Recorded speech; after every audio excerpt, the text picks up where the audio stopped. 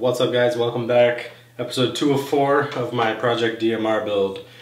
In this episode we're going to talk about the external upgrades. I just finished getting this gun set up. In terms of externals, exactly how I wanted it, or almost exactly, but we'll get to that. And I'm super happy with the way it is set up and the way it looks. And so to go through everything that I changed, I guess we can start at the front of the gun and then work our way backwards. Obviously, I went ahead and added the big, huge, beastly SR25 style suppressor. There's a reason for it beyond just the way that it looks, and we'll get to that in a little bit. But it was for the price, but it's only about 25 bucks for these suppressors. Pretty cheap. Looks legit. Fits the part. I was kind of toying back and forth between just a regular thread-on suppressor and doing the like OG real SR25 style. Decided I might as well stick with what the real gun would have come with, and I'm running that, and I really like it. I like the way it looks. It's different, so I'm pretty excited. Moving our way slowly backwards. Right now I have a PEQ 15 on here. This isn't going to live on here permanently. It just got shipped. I just got the shipping notification. A Brain Exploder dual Mobius PEQ Box mount on its way. So I can have a forward-facing zoom camera with a 25mm lens and a rear-facing selfie camera in a PEQ Box style mount. If you haven't seen his YouTube channel, I'll link to it below, and I'll link to his Shapeways store where you can get his 3D printed camera mounts and other accessories. He is definitely one of the reasons why I started filming these videos and putting my stuff on YouTube, just because I thought it was cool the way he was sharing what he was doing. He's inspired me for a couple of projects that you'll see on the channel over the next month or two. So shout out to Brain Exploder for just being all around awesome and producing amazing content. You should absolutely follow him. But yeah, I've got his PEQ Box Mobius mount on its way. So this PEQ 15 will be no more. It's mainly just there for mock-up purposes, which I'll tell you why as we move back down the gun. Down below I've got a bipod. It's just kind of a generic bipod that I actually salvaged from my VSR10. I never really used it on the VSR10, and I don't really foresee using it on here. I really like the way it looks, but it does add a fair amount of front end weight, where I've already added quite a bit of weight with the PEQ Box and the big long suppressor and everything, so it may or may not stay, but it's on there for now. I'll paint it to match, that way if I do decide to run it, at least matches, because I'm obsessive compulsive like that. So working our way back towards to the back of the gun, I've got the Knights Armament style vertical grip that the gun came with.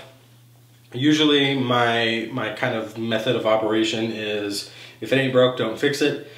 A&K is nice enough to include this vertical grip with the gun, so I'm literally going to run it until they break it, which is certainly possible because it's not the sturdiest of qualities.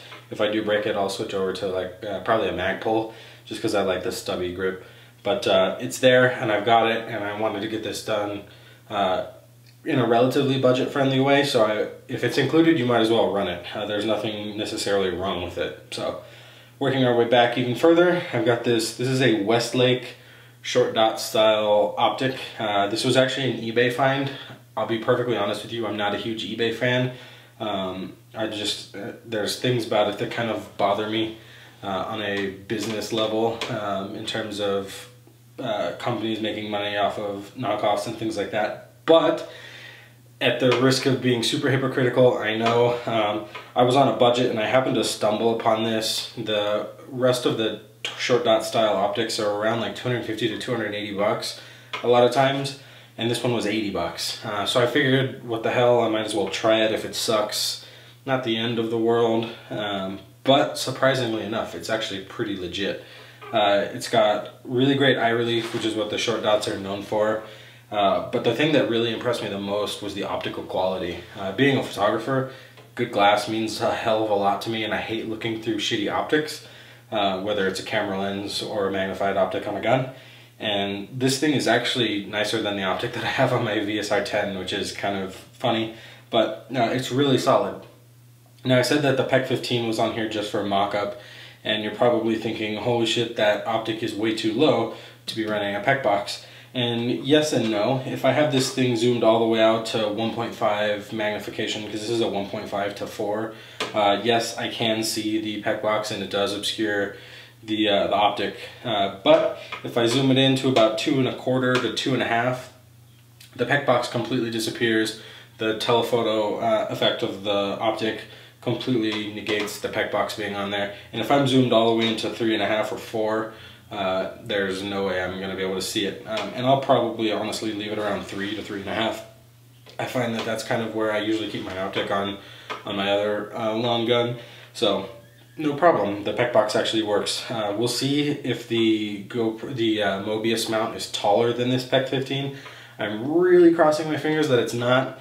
If it is, maybe we'll go back to the drawing board. I do have another optic that I can run on this, but I really want to run this one because it looks cool and it works really well. The other thing that I mentioned when I did my intro was that I hated that the gun came with a high cap because I don't like the rattle and the winding and just all of the other shit that is akin to a high cap. So I got a handful of A&K mid caps. They're cheap, they work well, it seems so far. We'll see how it holds up to a higher rate of fire, but so far so good. For about 10 bucks or so a mag, they're not bad. Down below, or actually I'm forgetting the most important part. I switched this gun over to semi-only. In the intro video, I mentioned that I had another M4 that I wanted to cannibalize some parts off of. The most important one was this fire selector that is not notched, so the gun will now only go into semi-auto, making it legit for being a DMR at most fields and milsims. Hooray, because that was a pain in the ass to have to completely rip the gun apart right off the bat. But it was an essential thing. The other thing that I did when I was doing that was I scavenged the pistol grip off of that other M4. It was a G&P and it came with this really nice textured, very ergonomic pistol grip, which is way more comfortable than the standard M4 style pistol grip that I'm not really particularly a fan of. So went ahead and scavenged that off of there as well. Last but not least, when I was ripping the other M4 apart, I was initially just going to run the crane stock off of that, but after so much time using my primary gun, which is a Crytek CRB, I realized how much I really like the Crytek stock. I like being able to just pop the butt plate off and swap batteries out. It's really comfortable, I think it looks cool. So I went ahead and ordered one for this thing as well. So I got a nice Crytek stock. What I really like about it is how easy it is to extend and retract. You just push in the tab and it moves and telescopes, locks into place nicely. But the big thing is just being able to change the batteries super easy. That's huge for me. I don't like it on the other regular crane stocks. The other thing is that the buffer tube on this thing is not slotted, so all of the nunchuck batteries that I have were kind of getting caught on the stock. So that solved multiple problems. Plus it looks cool, so whatever. In the next episode, I'm going to sand this beast down a little bit, scuff up a little bit so I have a nice painting surface. We're going to give it a nice coat of primer so we've got a good painting base, and then we're going to do a tan. As I said in the intro, I'm going to go with a tan. I decided most of my loadouts are tan, so gun will be tan. I'll do a tan base coat, and we'll add some foliage using green and brown to give it a nice camouflage look. And then in the very last episode, we're going to work on the internal upgrades. I've started collecting parts for the build on the inside of the gun to have the gun perform as good as it looks. That's absolutely huge. The two main concerns that I had with this were accuracy and trigger response. So with this giant ass SR25 style suppressor, I'm going to run a 509mm inner barrel with a nice bucking, and that way I can really reach out and touch somebody, get some nice straight, or straight as you can in airsoft shots. I'm going and bring up the feet per second a little bit. I want to get this thing around 450 feet per second. We'll see how close I get with just the inner barrel and the bucking. If not, then we can talk about adding a stiffer spring, yada yada yada.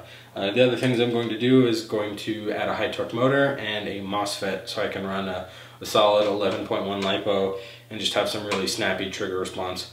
We'll see where I get with just those basic upgrades. That way I can at least start getting the gun on the field, and then beyond that, as I see need, I'll upgrade further in terms of gears, shimming, other stuff like that. As I said, if it ain't broke, don't fix it. And I've had this gun now for like almost 2 months and I have yet to actually hit the field with it. So I just want to get this thing out and shoot someone with it, damn it. So we're going to do those basic upgrades first, then we'll hit the field with this thing, and as we need, I can upgrade things later on down the road. But that's the basic rundown on the current status and the next 2 episodes of the DMR project. So stay tuned. The painting will probably start here in a couple of days. That video should be up hopefully in like a week or so, and then beyond that it'll probably be a couple of weeks before I get the internal upgrade episode done, just because I'm not a super famous YouTube guy. I'm not getting parts for free. I'm doing this all on my own, so I don't want to burn through my entire bank account putting a gun together. And obviously these parts aren't super expensive, but hey, dollars add up fast, so I want to pace myself a little bit on this thing. Since I bought the gun, I bought all of these external parts. It's a couple $100 worth of parts, and then another couple $100 worth of internal upgrades. So it'll be a couple weeks before it's completely done and on the field.